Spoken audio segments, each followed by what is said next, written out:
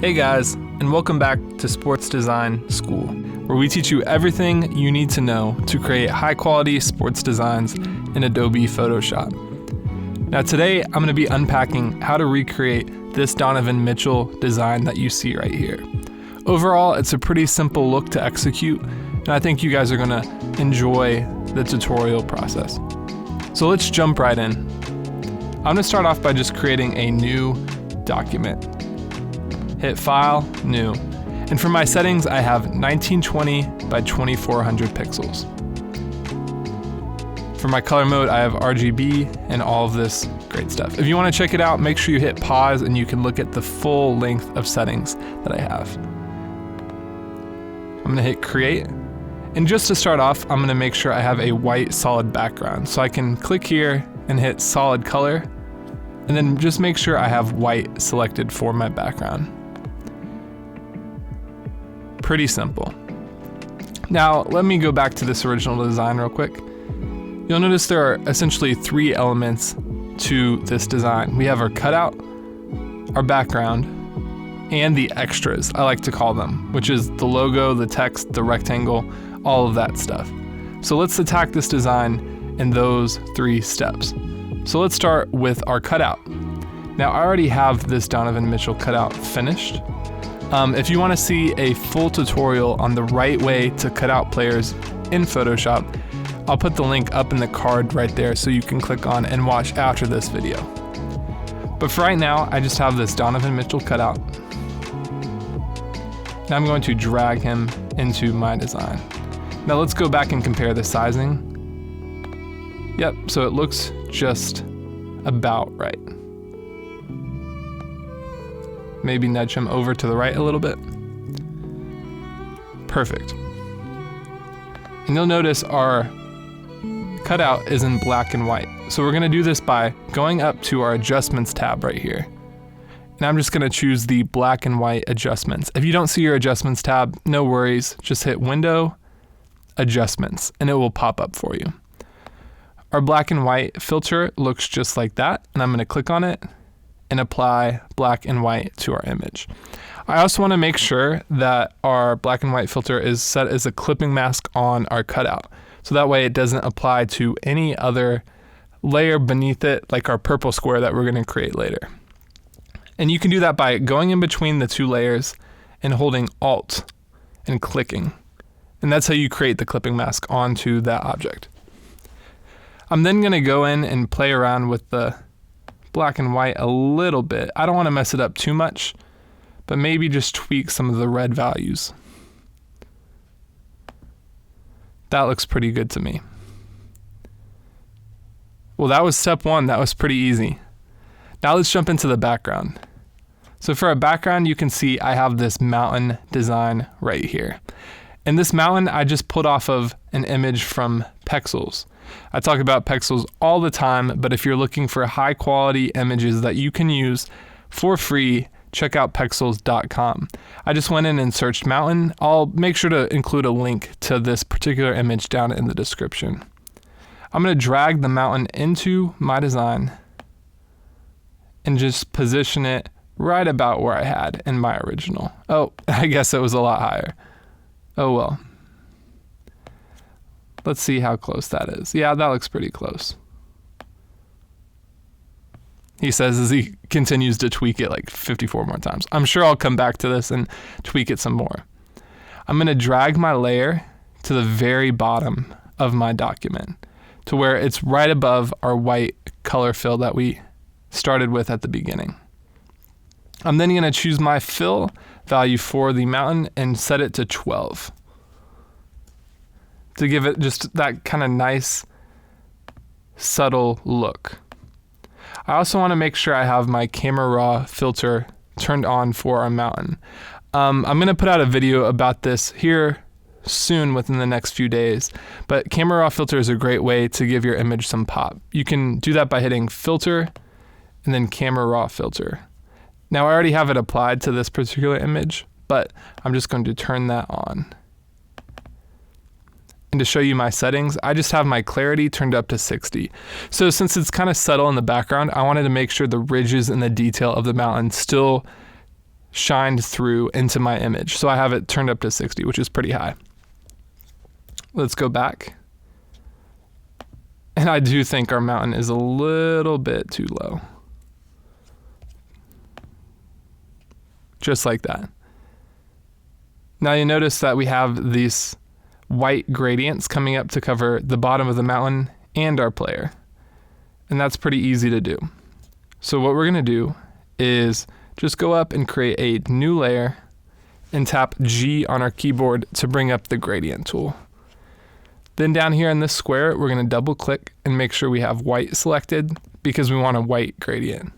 And we're gonna make sure this form of gradient is selected. I'm then just going to click and drag up and hold shift to make sure I have a straight line up until about the point. Now this particular gradient is going to be for our back mountain, so I'm going to drag this below that layer. And you'll notice now we have a nice subtle gradient that blends in our mountain to the rest of our image. Now we need a gradient for the bottom of our Donovan Mitchell cutout too. So we can do that by just clicking on that layer and holding Alt and dragging up above where we want that to be. And then holding Alt again to create a clipping mask. We can position that gradient however we want to. I'm actually going to go through and hit Command T and scale that gradient down just a little bit.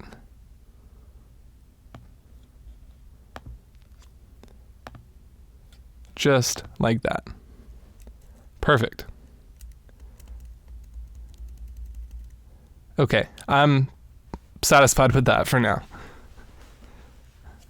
Now, what I also want to make sure I do before moving on to our extras part of this design is capture kind of this faded black and white look. You'll notice when I have this design, the shadows in this image are pretty dark. Where here, I lifted the shadows a little bit to give it a nice effect. As a matter of fact, I'll click on our curves adjustment so you can see what we did.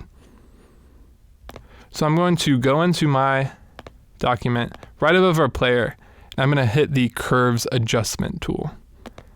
And what that allows us to do is edit the shadows of our image to reflect the look that we're going for. As you recall, we had a little bit of a lifted dark point and a little bit of a drop in the middle. And I just think that looks so kind of clean over black and white images. It just kind of gives it a nice, I don't know if professional is the right word, but it gives it a nice, cool, polished look for sure. Let's compare that to what we have. It just gives it like it almost looks printed. I don't know how to describe it to you guys. But so far we have our mountains and our cutout with our cool black and white effect applied on top. Next, we're going to create our rectangle, which is pretty easy to do, as I'm sure most of you guys know. And we can do that simply by going behind our Donovan Mitchell cutout, choosing our rectangle tool, and then just sizing it up to where we want it to be. Something like that looks good to me, and I'm just going to move it up just a little bit. We can double click on our little icon here in the inside of our rectangle, and that gives us the opportunity to choose what color we want our rectangle to be. I'm going to go for a little bit of a brighter purple, like I did over in this design. Also, there's 100% a chance this isn't purple at all. I'm actually blue-purple colorblind, so we'll see how this goes. But that looks pretty good to me. Let's see how close it matches. Yep, pretty close. Now, a small detail you'll notice in our original design is that when you zoom in, you can see the mountains through our purple rectangle. Now, notice we didn't turn the opacity or the fill down. We simply adjusted the blending mode of our rectangle. By setting solid colors to purple, it allows the detail that lies beneath it to shine through into the color. It's an awesome way of adding a little bit of a heightened effect to some of your solid shapes. I'm then going to go in and type in his name, and I can do that by just hitting T, and then I'm going to type in Donovan I really hope I spell his name right. Donovan Mitchell. My Utah Jazz fans can correct me down in the comments if I'm wrong. I'm going to choose this shade of purple, and I'm going to change our font to one of our favorite fonts that we mentioned in our free top 10 fonts video, which, shameless plug, if you haven't watched that video, make sure you check it out. I'll put a card up right now so you can click on that video. I'm going to position the text in a similar spot. It looks like I did it a little bit smaller in that one, so I'm just going to decrease my text size, maybe one more. That's one thing you'll notice about design is a lot of times like the small little details are what really elevate your design into looking super cool and professional.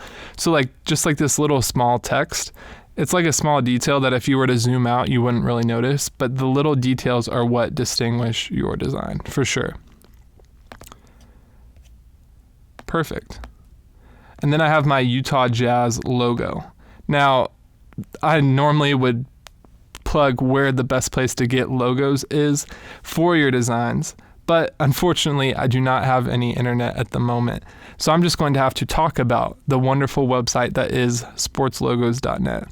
Sportslogos.net is the best place to find high-resolution logos of all of the teams. They have primary logos, alternate logos, anything you could ask for, even like word marks and stuff like that.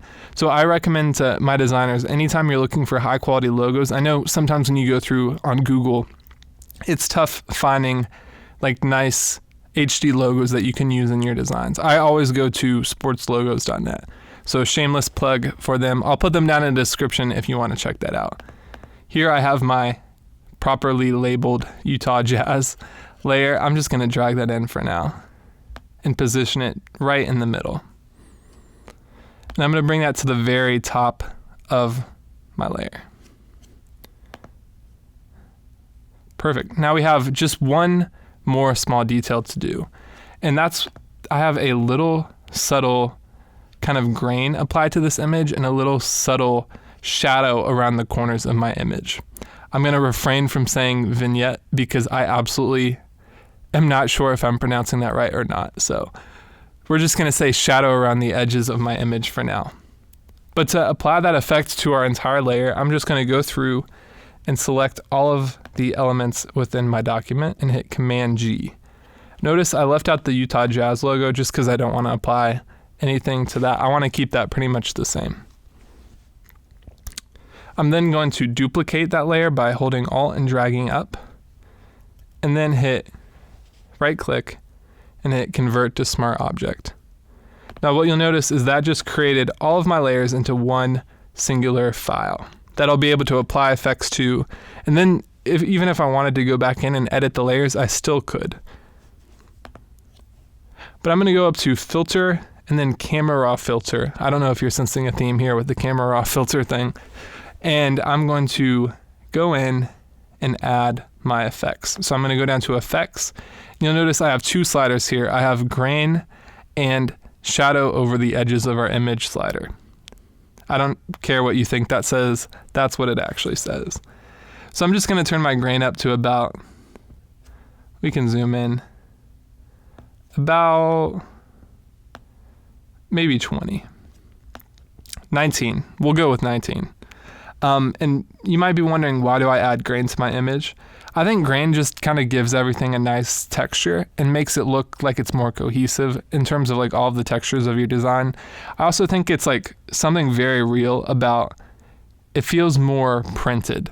It feels like something you could actually like see with your eyes in person, like a printed photo. I don't know if that's actually like a real thing, a real phenomena, or if that's just something I'm making up. But I just think that when you add grain, it gives it a nice kind of professional texture to it. I don't know. I see it a lot with a lot of professional designers on Twitter, and I just kind of picked it up from there. To be completely honest, that's my confession. And for my corner shadows, I was about to say it, we can just turn this down just a little bit. So you can see if we turn it all the way down, but we don't want that much of a We just want a gradual gradient. Something that like that looks good to me. I'm gonna hit OK, and you'll notice we have applied our shadows and our grain to our image.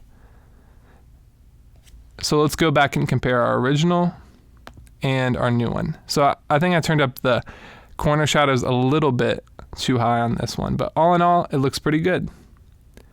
So that's it, guys. Leave a comment down in the description if you have any questions. If you learned something new in this video or just kind of enjoyed hearing me talk through this design, make sure you drop a like on this video. It's the best way to support the channel. Also, if you're not subscribed already, please subscribe. I think like 68% of the people that watch these videos aren't subscribed. So just think about how great it would be if you were subscribed. I mean, how would your life change? You'd probably be a completely different person if you just hit the subscribe button. That's not a guarantee, by the way, but probably. So make sure you hit subscribe to our channel to stay up to date with our latest videos. I have some exciting stuff coming very soon, including some potential sports design school stickers that I'll be giving away, as well as some tutorials on motion graphics and After Effects, which I know is super exciting for a lot of you guys. So that's it. Hope you enjoyed this video. Have a great one.